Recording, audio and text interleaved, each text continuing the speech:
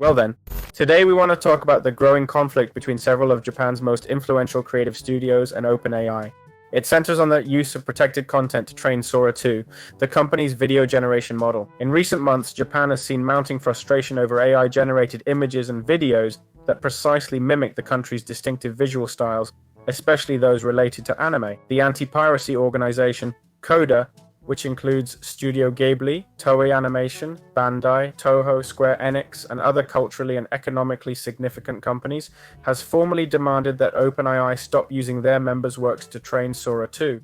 According to this organization, they've verified that much of what the model generates looks too similar to Japanese material, which they interpret as a direct result of using protected content during training. This concern isn't new. Since mid-October, the Japanese government has warned OpenAI about using copyrighted material without permission, and Minister Minoru Kiuchi emphasized that cultural products like manga and anime are considered Japan's irreplaceable contributions to the world, and using them without authorization violates fundamental principles of Japanese law. This pushback has intensified since the launch of GPT-4o generated images, and later with Sora 2, when social media saw a surge of representations with styles very similar to those of well-known Japanese studios and series from companies like Bandai Namco, NHK, Aniplex, or Wow Wow Wow. These results directly violate their rights by reproducing visual elements they consider proprietary and protected.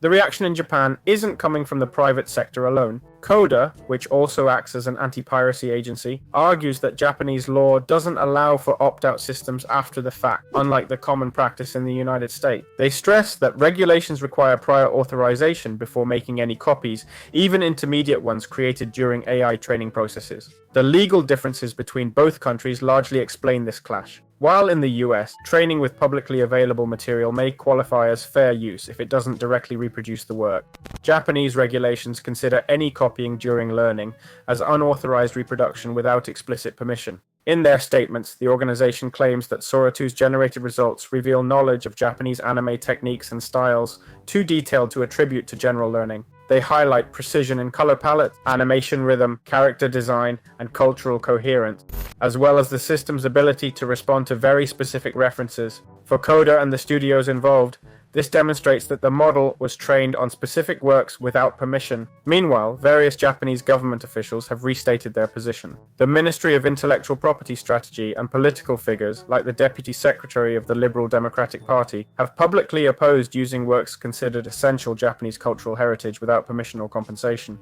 Facing this pressure, OpenAI has indicated it might change its data policy, possibly switching from an opt-out to an explicit opt-in system, and in some cases exploring compensation for rights holders whose content is used for training.